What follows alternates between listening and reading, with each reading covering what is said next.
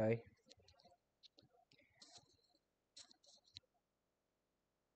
இன்னைக்கு ஒரு கிளைண்ட் இல்லை, அவர் சப்ஸ்கிரைபர் என்கிட்ட கேட்டிருந்தாரு, ஏன் இப்படி லாஸ் பண்ணுறீங்கல்ல, ஏன் ஆப்ஷன் பையிங் பண்ணுறீங்க, செல்லிங் பண்ணலாம், ஃபீச்சர்ஸ் பண்ணலாம், உங்களுக்கு ஓரளவு நாலேஜ் இருக்குது அப்படின்னு சொல்லி ப்ராஃபிட் பண்ணுறீங்களா அப்படி சொல்லி கேட்குறாரு.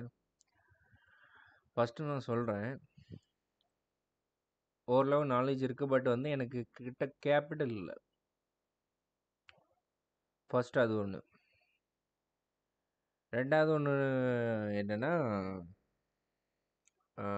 நான் ஃபுல்லாக உட்காந்து என்னால் ட்ரேட் பண்ண முடியாது, என் மெடிக்கல் சிச்சுவேஷன் அப்படி. ஆனாலும் நான் ஆட்டோமேட்டிக் ஒன்று ரெடி பண்ணி வச்சுருக்கேன். 2.5 lakhs ரெடி பண்ணி ஆட்டோமேட்டட், நான் ஃபுல் ஆட்டோமேட்டடாக நான் பண்ணி வச்சுருக்கேன். பட் எனக்கு அதுக்கு தகுந்த கேபிட்டல் வேணும். இப்போ நான் ஒரு ஃபியூச்சர்ஸ் பண்ணுறேன்னா எனக்கு 2 lots, ஒரு ஸ்கிரிப்ட் பண்ணுறேன்னா ஒரு 2 lots பண்ணுற, அட்லீஸ்ட் 2 lots பண்ணுற மாதிரியாச்சும் வேணும். அப்போனா தான் எனக்கு ஆவரேஜ் பண்ண முடியும், எனக்கு அதில் ப்ராஃபிட் பண்ண முடியும், ப்ரோக்கரேஜ் பண்ண முடியும், அந்த சாஃப்ட்வேருக்கு எனக்கு பே பண்ண முடியும் மந்த்லி ரீசார்ஜ். இதான் ஃபேக்ட், வேறு எதுவுமே இல்லை.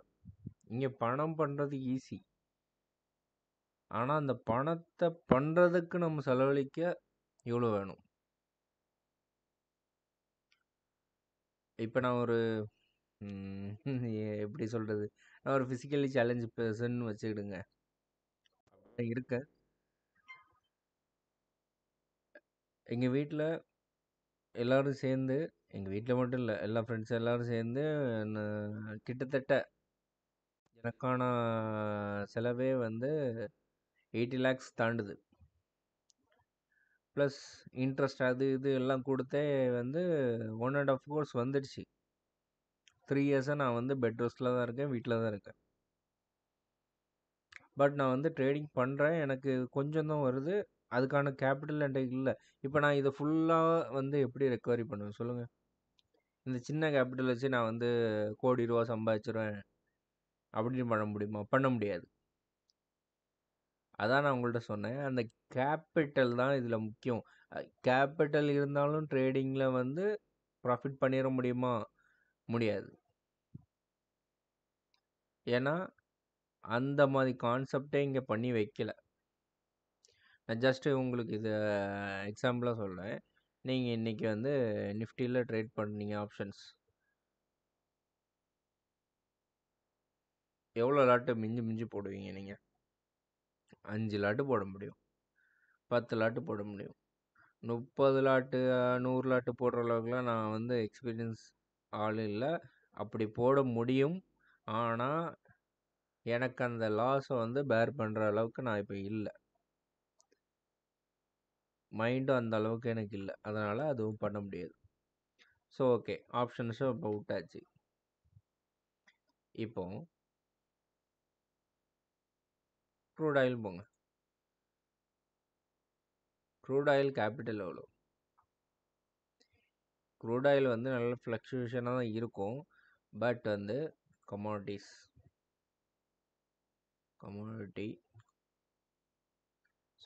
க்ரூட் ஆயில் இதில் பார்க்க முடியாது. க்ரூட் ஆயில் ப்ரோக்கரேஜில் போய் பார்த்தா 3 lakhsன்னு வச்சுக்கிடுங்க. கோல்டு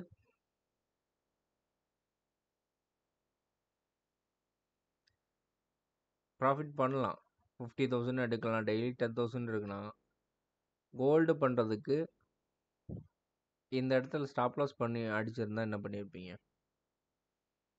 அது ஒன்று.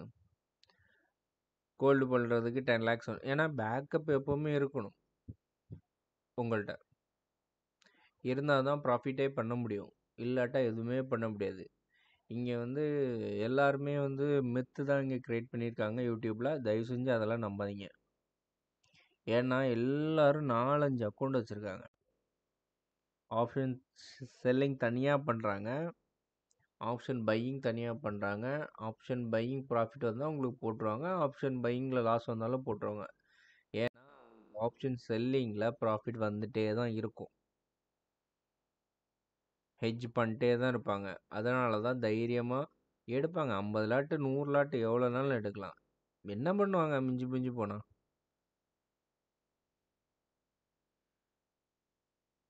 இறங்கி காமிக்கிறேன். எஃப்என்டோ ஆப்ஷன் பேங்க் நிஃப்டியில் 200 வாங்கி 210 விற்பாங்க. 1000 கொண்டிட்டு போடுங்க.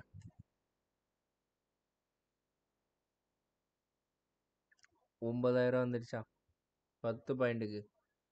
மிஞ்சி போனால் அவங்க 250 1000 குவான்டிட்டிக்கு சொல்கிறேன்.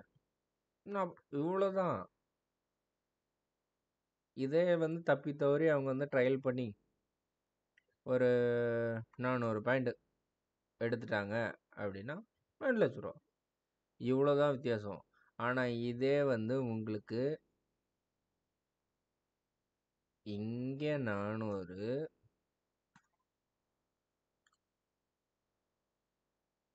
300 என்னாச்சு? 1 லட்ச ரூபா காலி.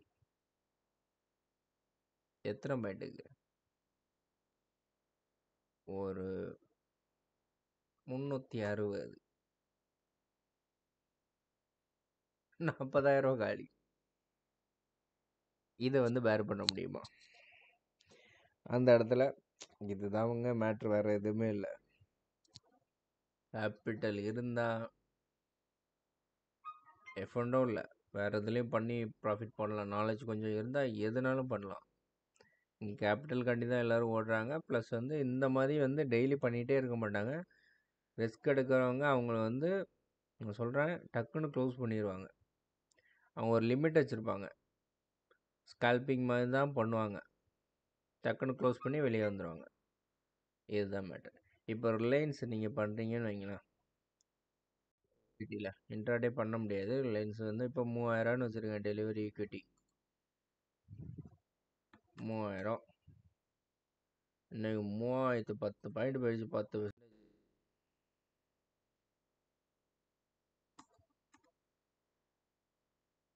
400 வண்டி இருக்கட்டுமே. சார்ஜஸ் பாருங்க, STT total, exchange, DP charges, GST, SEBI எல்லாம் போட்டு இவ்வளோ தான். எவ்வளோ? 10 பாயிண்ட்டுக்கு. சரியா? அப்போ 3000 இன்ட்டு 400 1 லட்ச ரூபா நீங்கள் இன்வெஸ்ட் பண்ணி ஈக்விட்டியில் எடுப்பீங்களா? 10% அந்த பெர்சன்டேஜ் எல்லாம் இங்கே இங்கே நினைக்கிற மாதிரிலாம் இல்லை. எல்லோரும் சும்மா வெளியே காமிச்சிக்கிறாங்க. அப்படி இருக்குது, இப்படி பண்ணிடலாம் அப்படின்னு. இன்னைக்கு இல்லை, வீக்லி விடுங்க. வீக்லிலாம் பார்க்க வேண்டாம், 1 ஹவரில் பார்ப்போம்.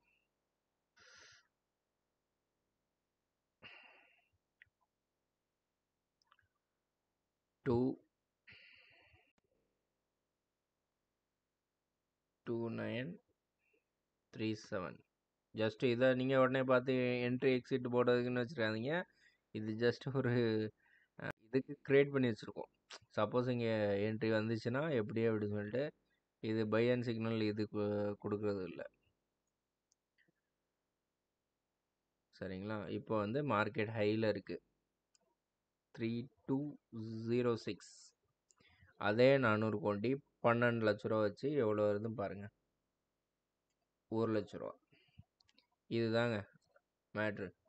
ஆனால் நீங்கள் எப்போ ஹோல்ட் பண்ணியிருக்கணும் பாருங்கள்.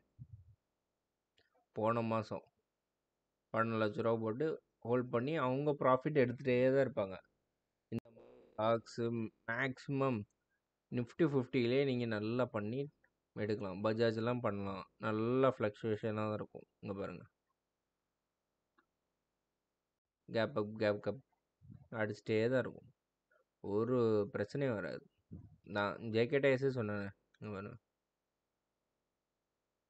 பணம் இருந்தால் இங்கே எல்லாம் பண்ணலாம்.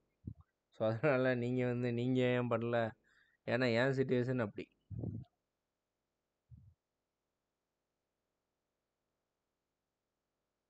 என்னதான் நாலேஜ் இருந்தாலும் பண்ண தெரிஞ்சாலும் சில இடத்துல அந்த கேபிட்டல் வேணும். டெய்லி என்னால் ஒரு 10,000 எடுக்க முடியும். ரிஸ்க்கு ஃப்ரீயாக. ஏன்டா அதுக்கான ரோபோவும் இருக்குது. அதுக்காகவே வந்து ரெடி பண்ணி வச்சுருக்கேன். இந்த மாதிரி அதாவது இப்படிலாம் இருக்காது. இவ்வளோ பெரிய ஸ்டாப் லாஸ் அந்த மாதிரிலாம் இருக்காது என்கிட்ட. சின்ன ரோபோ தான். ஜஸ்ட்டு என்ட்ரி இங்கே வந்துச்சு அப்படின்னா என்ட்ரி எடுக்கும். ஸ்டாப் லாஸ் கிட்டே தான் இருக்கும். ஸோ உங்களுக்கு 4 ஸ்டாப் லாஸ் 5 ஸ்டாப் லாஸ் அடித்தாலும் 6வது ஸ்டாப் லாஸில் போயிட்டே தான் இருக்கும். அந்த மாதிரி தான் ரெடி பண்ணி வச்சுருக்கேன். ஸோ என்னால் இன்னும் வீட்டிலலாம் கஷ்டப்படுத்த முடியாது. ரிஸ்க்கு ஸ்டேஜில் நான் இல்லை. இப்போவும் என்னால் வீடியோ க்ரியேட் பண்ணி இந்த மாதிரி போட்டுலாம் இருக்க முடியாது. என்னைய மாதிரி யாரும் கஷ்டப்பட்டுறக்கூடாது. சப்போஸ் பண்ணுறாங்க, கஷ்டத்தில் இருக்காங்க, தெரிஞ்சுக்கிட்டு அப்படின்னு சொல்லி தான் நான் போட்டுட்ருக்கேன். ஸோ உங்கள்கிட்ட கேபிட்டல் இருந்தால் தான் பண்ண முடியும். செல்லிங் பண்ணுங்கள் மேக்ஸிமம்.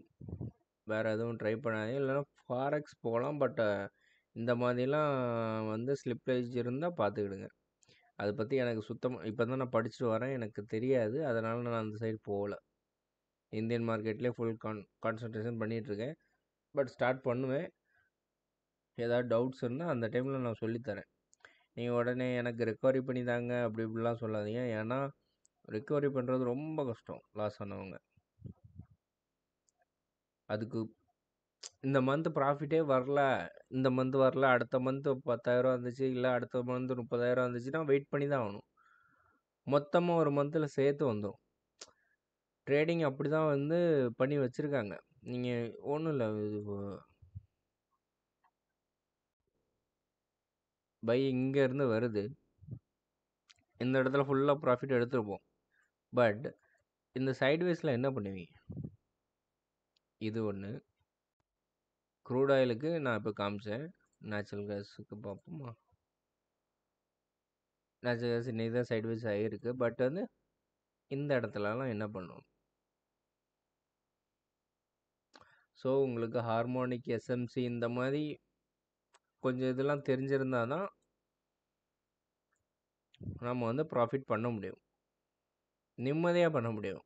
இன்ட்ராடேலலாம் பண்ண முடியாது. பண்ண முடியாதுன்னு எதுவுமே கிடையாது. பட் வந்து ரிஸ்க் எடுத்து மார்க்கெட்டில் இருந்து வரைஞ்சி எல்லாம் பண்ணணும். அப்படிப்பட்டவங்க கூட இருக்காங்க. பட் அவங்க சொல்லி தர மாட்டாங்க. அதுவும் இங்கே பாருங்கள், பை வந்துடுச்சு, ஓகே, கேப் டவுன் ஆகிடுச்சு, என்ன பண்ணுவீங்க அடுத்து?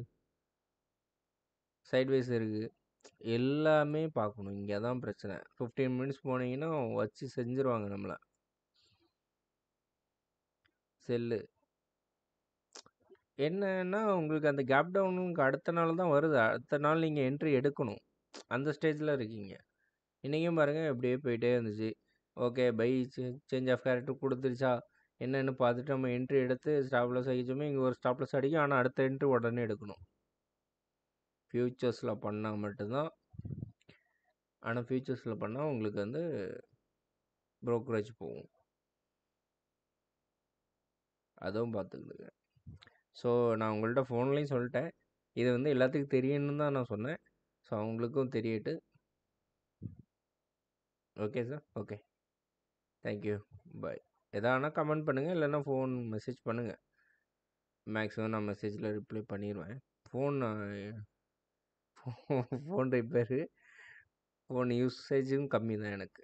அதனால் பண்ணவும் முடியாது. ஆனால் நீங்கள் பண்ணி வைங்க. நான் எப்போ ஃப்ரீ டைம் இருக்கோ நான் கால் பண்ணுறேன், இல்லைன்னா மெசேஜ் பண்ணுறேன். ஓகே, தேங்க்யூ, பாய்.